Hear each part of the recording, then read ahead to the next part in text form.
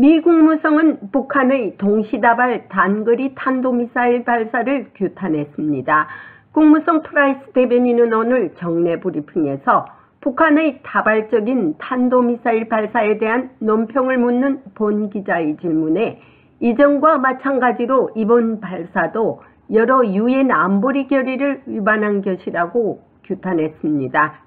프라이스 대변인은 또한 북한 김정은이 핵을 포기할 의사가 없다는 에이브릴 헤인스 미 국가정보국장의 최근 상원정보위원회에서의 평가와 관련한 질문에 북한과의 외교적 관여라는 국무부의 입장에는 변화가 없다면서 우리가 북한의 이러한 프로그램이 조약 동맹국뿐만 아니라 미국에도 도전을 제기한다는 점을 매우 분명히 했다고 말하면서 북한이 대화와 외교 방향으로 접근 방식을 바꾸지 않으면 더 큰 대가를 치를 것이라고 강조했습니다. 감사합니다, 니드. 몇 가지 질문이 있습니다. 북한이 어제 서해안으로 여러 발의 탄도미사일을 발사했습니다. 그것에 대해 어떻게 논평하시겠습니까? 가장 최근의 탄도미사일 발사를 규탄한다는 것은 인도 태평양 사령부의 동료들에게서 제니도 본 것 같습니다.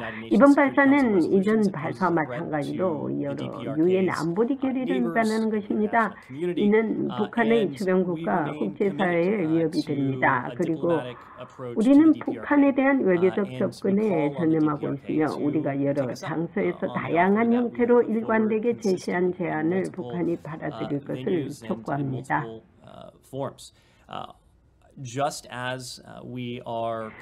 우리는 외교에 전념하는 것과 마찬가지로 조약 동맹국의 방어에도 전념하고 있습니다.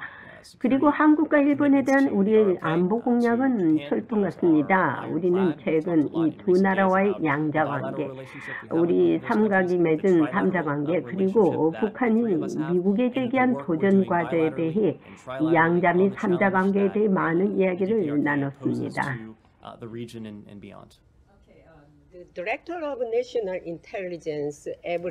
에이브릴 헤인스 국가정보국장은 최근 상원정보위원회에서 북한 김정은이 핵무기 프로그램을 절대 포기하지 않을 것이라고 말했습니다. 미국은 외교의 문을 열어두고 북한과의 대화를 계속 기다릴 것입니까? 아니면 또 다른 조치를 강구할 것입니까? Jenny, our policy approach, I think it's important to 제니, 인텔리전스와 정책을 구별하는 것이 중요하다고 생각을 합니다. 헤인즈 국장은 우리의 현재 정보 평가 그리고 북한 정권에 대한 현재 분석에 대해 얘기하고 있었습니다. 우리의 정책은 별개일 것이며 우리의 정책 접근 방식은 우리가 바라는 일, 즉 우리에게 이익이 될 일에 근거합니다. 그리고 우리가 제시한 목표, 즉 한반도의 완전한 비핵화를 위한 목표를 달성한다면 미국과 전 세계 국가에 큰 이익이 될 것입니다. 우리는 이러한 프로그램이 조약 동맹국뿐만 아니라 미국에도 도전이 된다는 점을 분명히 했습니다. 우리는 이를 달성하고 대화와 외교를 통해 점진적인 진전을 이루고자 합니다. 물론 북한은 그 지원에 응답하지 않았습니다. 그 제안은 그대로 남아있으며 우리는 북한이 입장을 바꾸고 도발을 중단하고 우리가 제안한 진정한 외교 제안에 참여하려는 의지를 보여주기를 희망합니다. 그러나 제네바 주재의 북한 대사는 최근 비핵화를 위한 대안은 없을 것이라고 밝혔습니다. 어떻게 대화를 기다리고 있을 것입니까? 제니, 우리는 북한의 도발 기간을 보았고 북한과의 개입 기간을 보았습니다.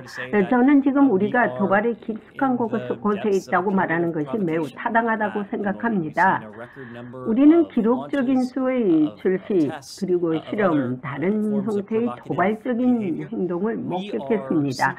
우리는 이번 달 조치를 포함하여 우리가 취한 조치 그리고 파트너와 동맹국이 취하고 있는 조치를 포함하여 전 세계 파트너와 함께 북한의 비용이 계속해서 접근 방식을 변경할 때까지 증가할 것입니다. We want to see 우리는 북한이 대화와 외교의 방향으로 접근 방식을 바꾸는 것을 보고 싶습니다. 이것은 우리가 지금 여러 번 제시한 것입니다. 우리는 대화와 외교를 통해 한반도 비핵화라는 전반적인 목표를 향해 점진적이고 실제적이며 그리고 실질적인 진전을 이룰 수 있다고 믿습니다. 북한이 미국의 외교와 대화를 외면한 채 미사일 도발을 계속하면서 접근 방식을 바꾸지 않는다면 더 큰 대가를 치를 것이라는 미국의 경고가 빈말이 아니길 바랍니다. 유엔 안보리에서의 북한에 대한 규탄과 제재도 중국과 러시아의 거부권으로 유명무실한 지가 오래입니다. 군사적 행동으로 나선 북한에 대해 미국의 다음 카드는 북한이 굴복할 수 있을 정도의 행동을 보여주기를 기대해 봅니다. 국무성에서 보이스 오브 워싱턴 제니박입니다. 우리공화당 조은진 대표님 반갑습니다. 네, 어서 오십시오. 반갑습니다. 예, 어서 오십시오. 날씨가 좀 춥고 변덕이 많죠? 여기도 그냥 날씨가 변덕이 많습니다. 오늘 비도 많이 오고요. 자, 오늘은요, 북한, 일본, 중국, 이렇게 한번 가봅시다. 여러 가지, 한국 국내 정치 문제도 좀 여쭤볼 게 있고요. 그래서 이제, 첫 번에는 어저께 또 북한이 잠수함 순항 미사일 2발을 또 발사했더군요. 그래서 이제 중국이 계속 북한을 이렇게 옹호하고 있는데, 이 어떻게 보십니까? 연합훈련이 오늘 시작되면서. 북한이 또 지금 자유의 네, 한미 이제 방어연합훈련인데 네, 여기에 대한 이제 북한이 김정은이 군사비 수집을 해서 여기에 대한 강력 대응을 하겠다 이렇게 했고 바로 강력 대응이 한경남도 신포항에서 SLBM으로 볼 것 같아요. 잠수함에서 미사일 2발을 발사했고 그것은 이번 한미 군사 훈련에 대한 반발이다 이렇게 볼 수 있는데요. 한국과 미국은 어차피 북한의 핵 공격, 미사일 공격이나 그다음에 비대칭 전력 공격에 대해서 더욱더 많이 쌀을 쏘고 있지 않습니까? 그런 네, 부분에 대해서 대응하는 차원이다 이렇게 볼 수 있고 중국은 지금 미국 정책 자체가 중국 고립 정책으로 가고 있고 특히 지금 제2의 냉전과 같이 러시아, 우크라이나 지금 전쟁 상황에서 중국이 중재자 역할을 하려고 얘기를 하지만은 또한 페이크다 이렇게 보고요. 중국은 현재로서는 북한에 대한 그런 미사일 발사라든지 핵 준비에 대한 부분들은 중국은 동의를 하고 있는 입장이고요. 또 미국이 워낙 이제 중국에 대해서 압력을 구하고 있는 입장에서는 중국으로서는 방법이 없다 이렇게 보는 거죠. 네. 근데 미국은 이제 굉장히 규탄을 했거든요. 왜냐면 아시다시피 김무성 대변인이 이번에 규탄을 아주 강하게 했습니다. 강령을 돌리지 않으면 더 큰 대가를 치른다고 했지 않습니까? 그래서 이제 또 인도 태평양 사령관도 이제 요격을 할 것이다 했는데 아니 이렇게 쏘아대는데 아직 요격했다는 소리 한 번도 안 들었거든요. 근데 이제 그 말만으로 끝내지 말고 미국도 이제 실행에 옮겨야 되는데 계속 말장난만 하고 있는 것 같아요, 실질적으로. 결국 김정은의 기망 살려주는 게 북한에서 만약에 요격을 하면은 침략으로 간주하겠다 이렇게 강경 대응을 북한이 하는데 그런 부분에 있어서 미국의 입장이 분명히 전달돼야 된다. 이것은 미사일 발사라든지 소위 정전협정 위반이고 9.19 군사 위반인 차원에서 이제는 9.19 군사 합의가 무슨 필요가 있느냐? 대한민국만 지키고 있는 그 합의를 버린 것은 북한이고 그런 부분에 있어서 한미가 공조를 해서 이 북한의 미사일 그런 도발에 대해서 확실한 행동을 보여줄 때가 됐다 이렇게 보는 거죠. 근데 이제 워낙 써야 되는데 유엔 안보리도 뭐 개최한다는 소리도 없어요. 워낙 그냥 되니까 또 가봤자 또 뭐 거부권 소련하고 러시아하고 중국이 또 하면은 또 뭐 똑같은 현상이니까는 그러는데 그 자체가 유명무실하게 됐죠. 그래서 이제 아주 이번 계기로 해서 더 큰 일들이 안 벌어졌으면 되는데 만에 하나 더 큰 일이 벌어질 가능성도 있다라는 게 이거 전문가들의 그 분석이거든요. 왜냐하면 이제 북한이 지금 하늘 높은 줄 모르고 저렇게 방방 뛰다가 진짜 한 방 맞을 수도 있어요. 예. 그래서 이제 미국이 그거를 벼르고 있는데 하여튼 안 되기를 바랐는데 자, 그건 그렇고 이제 이번 일본으로 다시 가는데요. 이번에 일본 강제징용 보상에 대해서 미국 기업이 지불을 하겠다 하는데 이것도 조금 말이 안 되는 거 아닙니까? 제3자가 하는데 미국이 또 지금 이제 사실은 이 강제징용에 대한 그러한 제3자 변제 방법 방안 이런 것은 윤석열 대통령 후보 때 이미 네. 공약했던 부분이고 우리 공화당의 입장은 분명하게 1965년의 한일협정을 준수해야 된다.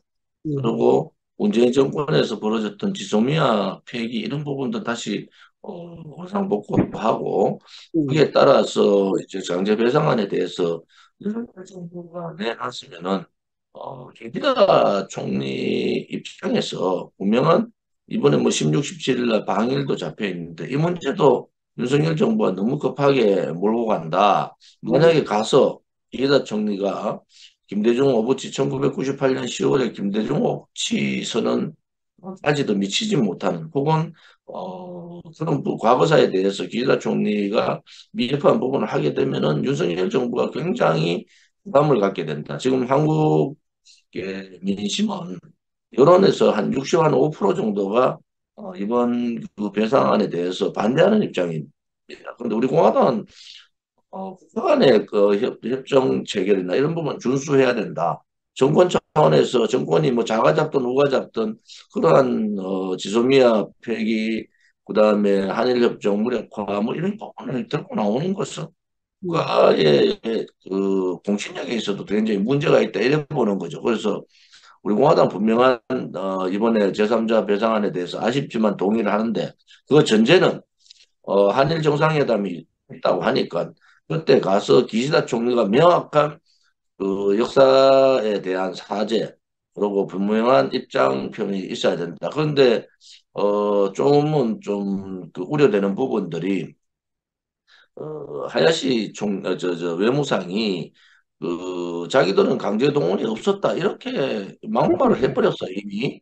그러니까 그리고 또 새로운 뭐 역사에 대한 사죄 부분은 필요하지 않다 이렇게 이제 외무상이 얘기를 해버렸잖아요.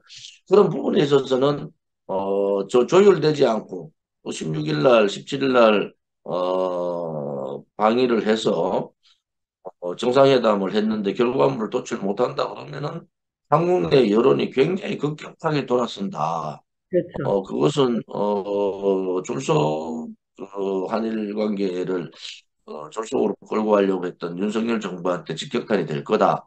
그러고 만나는 것이 중요한 것이 아니라 기왕 뭐 기시다 총리를 만나려면 좀 더 늦게 만나면 또 어때요?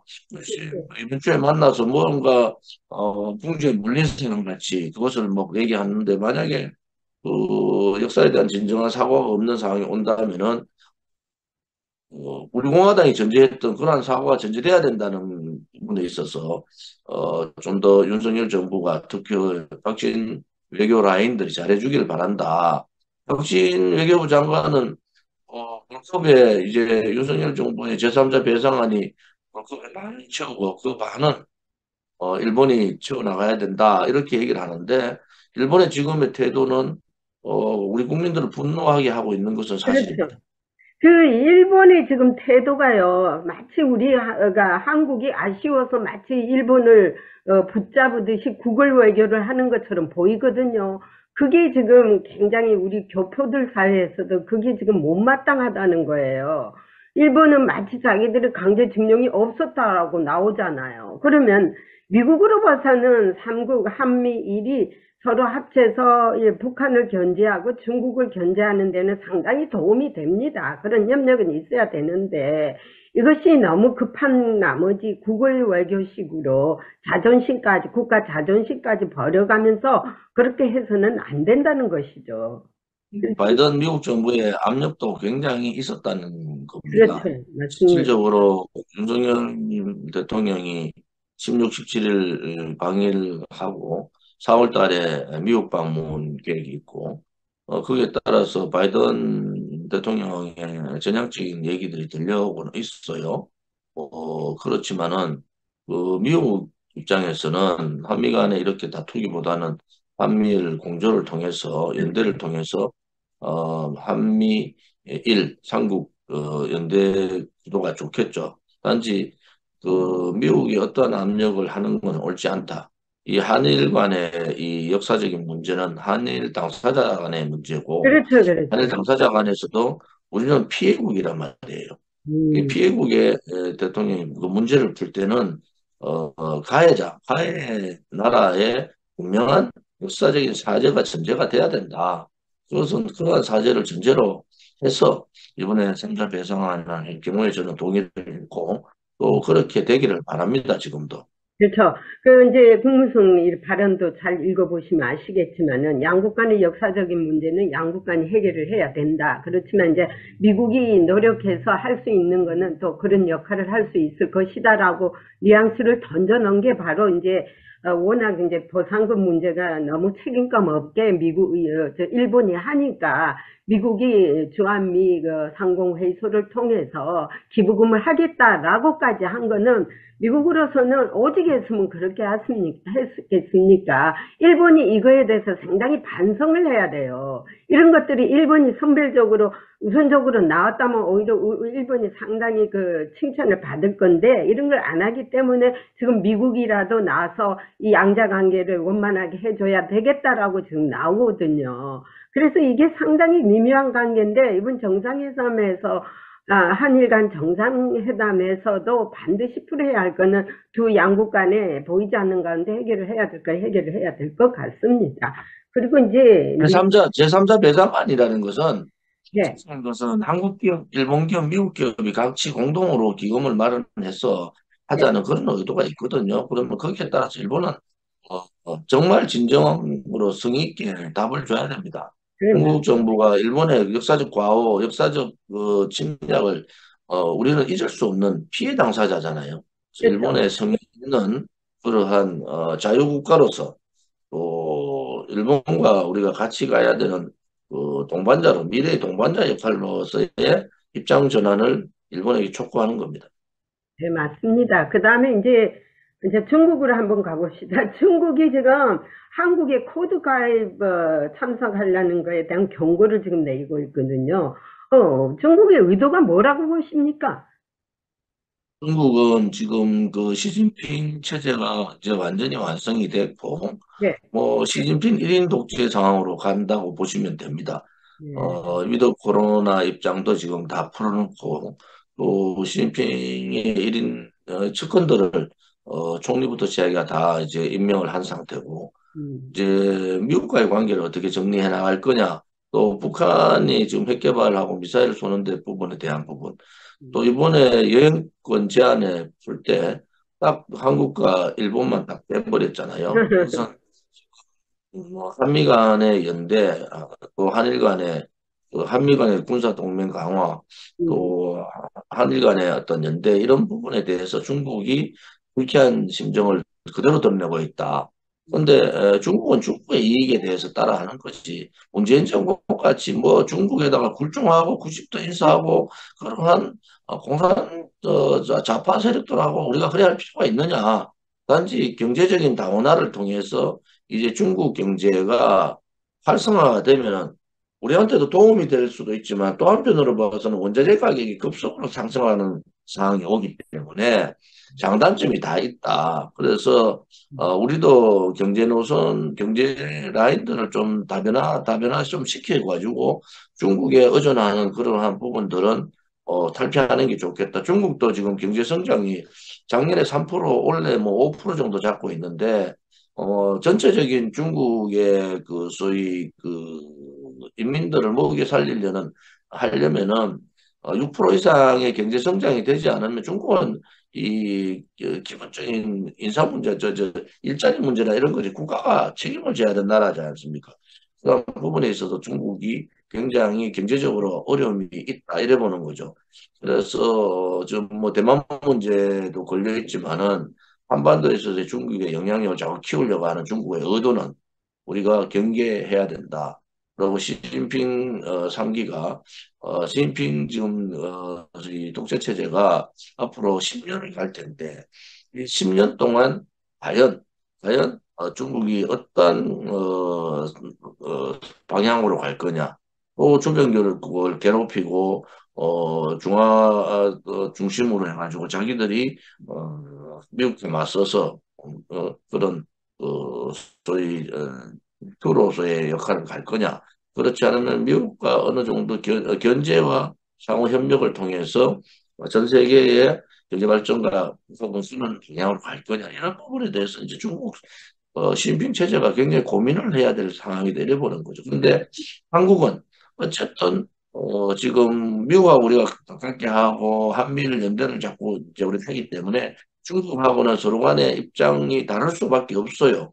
그런데 우리는 분명하게 중국이 아니라 미국하고 손잡고 가야지 되는 자유우방 국가고 또 자유우방 국가로서 우리가 계속 얘기했던 쿼드 가입에 대해서도 해야 된다. 이렇게 인도태평양 그 협력체뿐만이 아니라 제2의 쿼드 가입에는 대한민국이 반드시 들어가야 된다는 것은 이번에 우크라이나 사태를 보면서 절실하게 느끼는 거예요. 우크라이나 사태가 이 소위 그 서방 국가의 거리를 좀 두면서 자기 독자적으로 노선을 가려고 하는 그 상황에서 소위 유럽 동맹에 대한 나토 동맹에 대한 이탈 부분 이런 부분들이 우크라이나 사태가 벌어진 거 아닙니까 전쟁이. 그래서 우리 대한민국도 한국과 미국의 혈맹 관계, 군사 안보 관계 또 이것은 이제 정치 저기 경제 협력 관계로 발전하고 또 한미일 이번에 일본과의 관계를 조금 더 정상화시켜서 한미일 연대를 통해서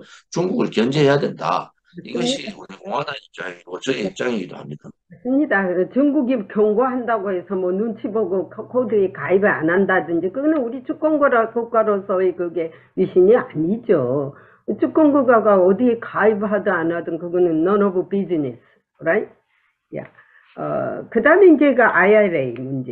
이제 윤석열 대통령이 이번에 이제 한미 정상회담에 이제 오게 되면은 여러 가지 숙제가 많을 거예요. 전기차 보조금 문제, 반도체 문제, 뭐 우크라이나의 무기 지원 문제 상당한 이제 압력이 좀 많을 것입니다. 이걸 어떻게 다 해소할지 모르겠지만은 지난 금요일 날은 EU 커미셔너가 이제 갑자기 이제 백악관에 왔어요. 거기서도 지금 보조금 문제 때문에 EU가 상당히 지금 골치를 앓고 있지 않습니까? 미국하고. 그런데 이거는 상당히 원만하게 해결될 것 같아요. 왜냐하면은 EU에는 이것도 이제 차별화가 되는 게 왜 EU에는 솔직히 말해서 FTA 체결국이 아니거든요. 그런 국가에는 어떻게 전기차 보조금의 혜택을 주려는 협상을 하는데 FTA 체결 국가인 한국에 대해서는 어떻게 해결을 줄 수 있다는 어떤 조그만한 희망 상황도 지금 보이지 않고 있거든요. 계속 쪼이기만 하고 있지 않습니까? 뭐 일종의 예를 들어서 배터리 문제도 중국산을 쓰면 안 된다라든지 지금 반도체를 2배 이상을 지금 억압하고 있지 않습니까? 중국에다가. 이렇게 될 경우 우리 한국이 요구할 거는 반드시 또 요구하고 나가야 됩니다. 그래서 제가 굉장히 이게 답답하더라고요. 이걸 지켜보면서 지난주에. 지금 이제 4월 한미 정상회담에서 뭐 가서 바이든을 만난다 이런 것도 중요하죠 사실은. 그런데 중요한 것은 IRA 인플레이션 그렇죠. 감축 법안에 대한 한국의 목을 어떻게 챙길 거냐. 음흠. 이게 실질적으로 미국의 일방적인 이제 법 통과를 통해서 우방 국가를 쪼는 거 아니겠습니까? 그래서 그렇죠. 이러한 부분들의 반도체 부분에 대한 우리가 얻어야 되는 그런 부분들, 특히 보조금 부분에 있어서는 동맹국가로서의 한국의 경제가 힘들어지면 이 동맹국가로서의 역할도 약해진다. 이런 부분에 있어서는 IRA 감축법에 대한 그러한 한국 기업들의 피해에 대해서 미국이 전향적인 방법으로 좀 바뀌어야 된다는 거고. 문제는 제가 그전부터 얘기했지만은 전기차가 많이 보급되면 보급될수록 제주는 곰이 부리고 돈은 뗀 놈이 번다는 그 속담이 있듯이 중국의 배터리, 소위 리튬 배터리에 활용할 수 있는, 지금은 좀 변했지만 그 당시 활용할 수 있는 전체의 80%가 중국의 리튬이다. 그럼 중국 리튬을 가지고 우리가 이제 전기 자동차의 배터리 기술이, 우리가 배터리 기술이 좋은데 그러한 부분에 대해서 리튬 생산에 다양화를 해야 된다. 얘가 남미도 했는데 하고 이랬는데 이번에 지난번 문재인 정권 들어와서 그러한 외교 자원 외교에 대해서 철퇴를 내려본 거예요. 그래서 그렇죠. 이 문재인 정권 5년이 이 전기 자동차의 리튬 개발에 있어서 리튬의 또 수입에 대한 또 우리 직접 개발에 대한 부분들을 막아버렸지 않습니까? 왜? 그게 네. 이명박 정부가 혹은 박근혜 정부가 그게 공으로 들어가니까 이 부분을 또 막는 바람에 일반 그 전기 자동차 배터리에 대한 리튬 배터리에 대한 이 폐해도 문재인 정권에서부터 쭉 내려왔고 그 5년간의 공백 기간이 굉장히 우리한테는 큰 피해를 주는 겁니다. 그래서 실질적으로 리튬을 중국산 외에 우리가 이제 캐나다산이나 이런 데하고 협약을 하고 있지만은 이런 리튬들을 어떻게 공급을 받고 우리 배터리 산업 이런 전기 자동차 산업에 우리가 어떻게 역할을 할 거냐 이 부분은 윤석열 정부가 풀어야 될 굉장히 우선적으로 풀어야 될 문제다. 그래서 이번에 가면은 전기 자동차 혹은 배터리 혹은 그 저기 반도체. 반도체 부분 이 부분에 있어서는 분명한 우리가 얻을 거는 반드시 얻어야 된다. 그냥 가서 뭐 악수하고 얘기하고 윤석열 정부가 뭐 그렇게 하는 것은 지난번 뭐 48조 찍기 위해서 단상에 올라가 가지고 뭐 한국 대통령의 그 국격이나 품격을 지키지 못한 부분이 아니라 이번 정상회담을 통해서 분명하게 대한민국의 기업들은 지금 한 50조 넘죠. 50조 이상을 미국에 투자를 한 거 아닙니까? 그러면 바이든 대통령은 뭐 LG가 어떻고 삼성이 어떻고 자랑은 잔뜩 하지만은 예, 예. 결국은 그 기업들한테 돈의 투자는 받고 그 기업을 옥죄는 그러한 일들을 하고 있단 말이에요. 그런 부분에 있어서는 이번에 한국 대통령으로서 대한민국 기업을 대변하고 또 대한민국 국민을 대변해서 분명한 입장을 전달하고 분명한 미국에서 얻을 수 있는 건 분명히 얻어와야 된다. 그냥 사진 찍기 자기가 바이든 대통령하고 그냥 정상회담 했다 이 차원으로서는 안 된다. 그만큼 한국이 그냥 편안하지 않은 거예요 지금. 지금 이 경제 안보 리스크 이 부분에 중심은 또 미국에 있단 말이에요. 네. 안보 리스크는 북한과 중국에 있지만 경제 리스크는 실제로 미국 쪽에 그 독자적인 미국 인플레이션을 막고 미국이 스스로 살아나기 위해서 우방국을 쪼는 거 아닙니까? 그렇죠. 그러면은 소위 그 유럽 연맹에 대해서 그렇게 해주면은 그렇죠. 우리도 한국도 동맹국으로서의 일본한테 해주는 동맹국으로서 역할만큼 우리한테도 해줘야 된다는 거예요. 맞습니다. 그런 입장들을 미국 가기 전에 분명한 입장 정리를 좀 하고 가라. 제가 우려스러운 것은 일본을 16, 17일 날 갑자기 저렇게 잡아놓는 게 대한 부분 우려가 상당히 있어요. 그리고 일본 정부가 외교상이 저렇게 막말하는데 가서 뭘 얻겠다는 건가? 근데 미국도 마찬가지예요. 분명한 외교 조율을 하지 못하고 미국 가서 돌아와서 빈손으로 돌아오면은 이것은 뭐 정상회담 안 한만 못하는 그런 상황이 된다 이래 보는 거죠. 지금 우리 대표님께서 말씀하신 그 상황을 내가 그대로 백악관 브리핑에서 질문을 했습니다. 우리 기업이 엄청난 돈을 투자를 했지 않느냐. 그런 데 대해서는 여러 가지 RRA 조건을 해가지고 한국에는 어떠한 이익도 인센티브도 하나도 없다. 이게 뭐냐라고 하니까 뭐 앞으로 저희를 해보겠다고 말만 앞으로 저희를 해보겠다고 하지만 그게 언제 될지도 모르는 상황 아닙니까? 자, 이제 거기는 또 그렇고. 자, 이제 마지막으로 이제 한국 정치 문제 한번 얘기해 한국 볼까요? 정치 가기 전에 제가 하나 여쭤볼게. 지금 한국 기업들에 좀 피해를 많이 보고 있는데 지금 실리콘밸리 연행 네네네. SVB 네, 은행이 네, 파산했지 않습니까? 네, 그다음에 그 파산에 따른 지금 그 불안감이 한국의 기업들도 굉장히 영향이 있어요. 네, 근데 오늘 이제 금융 당국에서 재무 당국에서 연준이나 그다음에 그 연방 예금 보험공사를 통해서 SVB의 예금에 대한 건 전액 보증해주겠다. 단지 주식 채권에 대한 건 제외한다. 이렇게 나와 있거든요. 근데 네, 한국의 기업들은 주식 채권하고 영향이 많아요. 그렇죠. 근데 예금 부분도 25만 달러 뭐 이런 부분은 VB가 있는데 이제 네, 네. 그것을 이 정부가 그것을 전액 보증해 주겠다 하는 것은 전향적으로 좋은데 그 영향은 지금 어떻습니까? 한국 기업들의 피해가 엄청날 것 그게 같거든요. 이제 실리콘밸리가 상당히 부자 동네거든요. 아시다시피 실리콘이라는 것은 여러 가지 그게 미국의 16위의 은행 예, 아닙니까? 16위 은행. 예, 예, 예. 그것도 그 동네 자체가 굉장히 부자고요. 미국의 중요 IT 기업들이 많이 있는 곳입니다. 그래서 IT 기업들이 줄줄이 파산이에요. 그걸로 인하여서. 그러면 한국하고 연줄이 되어 있는 IT 기업들이 얼마나 많지 않습니까? 미국하고요. 그러면 한국의 불통이 안 틀려야 안 틀 수가 없죠. 그게 시간 문제입니다. 그렇게 되면 상당히 한국도 지금 고민을 해야 할 단계가 오지 않을까 생각을 해보거든요. 그 25만 달러 그 배상은요, 일반인에게도 다 그 법적으로 기존이 되어 있는 것입니다. 그래서, 근데 몇 밀리언, 빌리언씩 투자한 사람들이 25만 달러만 받고 말 것입니까? 아니지 않습니까? 그래서 이래서 갑자기 지금요, 스탁이요, 뉴욕 증시가 급락을 했어요. 요것 때문에, 지금. 지금 문제는 미국 정부가 오늘 이제 방금 한국 기사에 나온 게 네. 미국 연준이나 보험공사를 통해 가지고 예금에 대한 부분은 다 보증해 주겠다.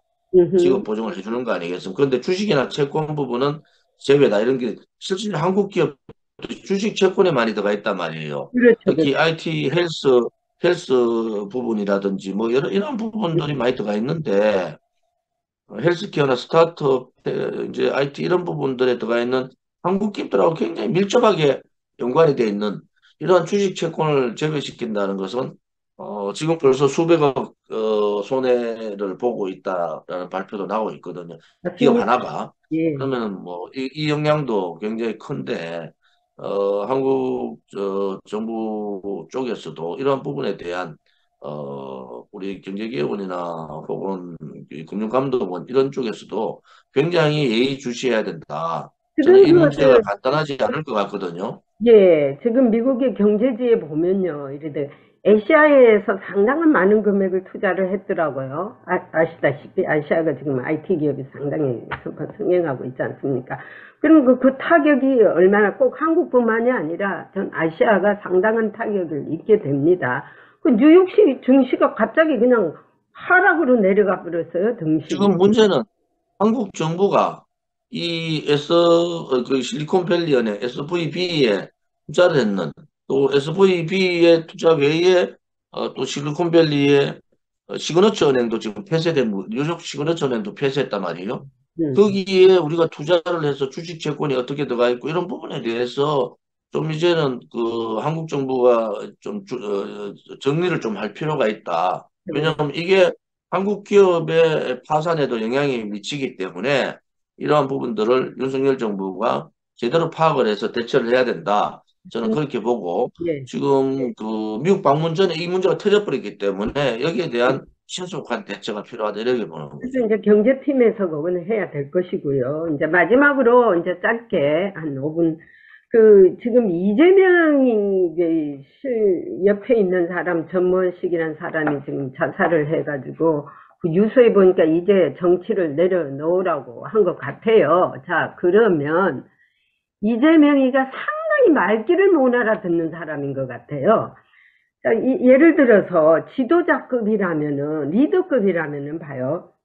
공은 부하에게 넘기고 과는 내가 책임을 진다고 나와야 돼요. 그래야지 5명의 그 목숨을 살릴 수 있었지 않습니까? 끝끝내 정권을 긁어쥐고 많은 사람들이 지금 희생이 됐지 않습니까? 이제 정치를 내려놓으라고 죽으면서 유서까지 써놨는 말귀를 뭘 알아듣고 이걸 갖다가 검찰이 잘못했기 때문에 그렇다라는 거 아닙니까? 그래서 이재명이란 인간하고요, 김정은이하고 똑같은 인간이에요. 왜? 정권을 놓지 않으려는 거예요. 자기의 그 권력, 그 욕심.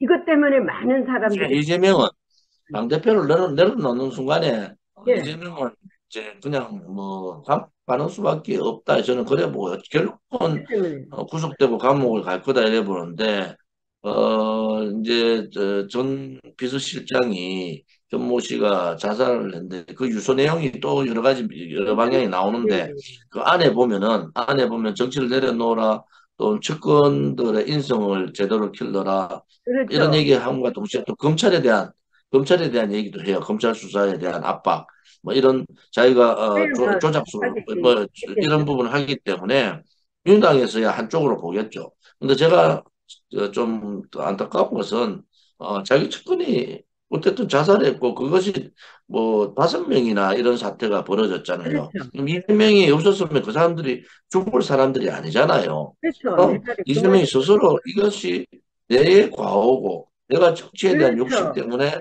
나의 측근들이 이렇게 죽음을 택한다 대한 인간적인 도리가 필요한데, 중요한 것은 윤영찬 의원이 뭐라고 얘기했느냐? 인간의 도리가 아니다. 이것은 사퇴를 요구한 거거든요. 윤영찬 의원은 문재인 청와대에 있었던 사람이고, 그렇게 이재명의 옆에서 최고위원으로서 이재명을 대변했던 고민정도, 문재인 청와대에 있었던 대변했던 고민정도 이재명을 지키는 것이 옳은지 잘 모르겠다. 이게 방향 전환이 된 거예요, 야당에. 그게 예. 문재인 친문 세력들이 이제 더 이상 참을 수가 없다. 이래 방향 전환이 되고, 네. 지금 그 호남에 있는 많은 민심들이, 특히 30, 40대 민심들이 대거 민주당 이탈을 지금 가고 있기 때문에 이재명의 민주당은 그렇게 오래 가지 못한다, 저는 그래 봐요. 그런데 윤석열 정부가 또 하나는, 우리가 토요일 날 2017년 3월 10일 날 돌아가신 5분, 또 우리가 문재인 좌파 독재 퇴진 투쟁, 그다음에 박근혜 대통령 탄핵 무효 투쟁에서 돌아가신 여러 10여 명의 분들을 위한 합동 추모제를 했어요. 그래서 우리가 광화문 시청 앞을 들어오는데 이재명이 그뭐 정의당하고 해가지고 그 모여가 파란 봉선 들고 집회를 하고 있더라고. 뭐 이번에 배상 문제 때문에 일본. 그런데 과연 이재명이 본인 정권의 죽음에 대해서 그런 애도를 토하면 그 집회에 나오면 안 되죠. 최소한도로 이제 발이 나는 날, 3분 남았는데 대표님 짧게 해주십시오. 발이 나는 날 그 집회에 나와서 되겠습니까? 네. 대단히 잘못된 거죠. 어지간 이재명이는 머리가 굉장히 나쁜 사람이에요. 왜냐면은 우리 보수 그 지도자들은요, 무슨 일이 생기면 전부 내 탓이요, 내가 내 부족한 탓이라 그러면서 본인들 스스로 그 감옥에 가지 않습니까? 그런데 어떻게 하여 이재명이 지 혼자 살라고 많은 사람이 이렇게 목숨을 잃을 정도까지 그 정권을 안 놓고 있어. 오직 했으면 이 사람이, 나는 다른 거는 보고 싶지가 않아요. 이제 정치를 내려놓으시라고 자기 목숨 끊으면서까지 얘기를 했다면은 거기서 남자답게 모든 게 내 탓이라면서 내려놔야 되지 않겠습니까? 그리고 감옥행으로 가면 되지 않습니까? 그러면 다른 사람도 안 죽을 거 아닙니까? 그게 나는 상당히 이해가 안 가는 게, 어떻게 해서 그 사람이 변호사에 합격이 됐는지도 몰라요. 그런 머리 가지고. 그런 사람이 왜 통수권자 하려고 또 나오느냐 이거죠. 나라 막아라 먹으려고. 박근혜 대통령 때 1000여 명을 수사했지 않습니까? 윤석열. 그러면은 그러니까 지금 문제는 200명을 수사했지 않습니까? 지금 문제는 왜 못 집어요? 이재명의 측근이나 그 개딸들이 이재명이 아니면 민주당이 무너진다고 생각하는 그거 자체가 잘못된 거예요. 이재명의 민주당이 아니라도 정통 제1야당의 민주당은 그냥 살아야 되잖아요. 이재명 때문에 민주당 전체가 깨지면 되겠습니까? 민주당이 좀, 야당이 제대로 돼야지 여당도 제대로 할 거 아닙니까? 윤석열 정부의 여당이 지금 뭘 하고 있습니까? 그냥 대통령 따라하기, 대통령 하명만 받고 있는 거지. 지난번에 그래서 우리 공화당이 죄 없는 박근혜 대통령 집어여듯이 빨리 집어여면 끝나는 거 아닙니까?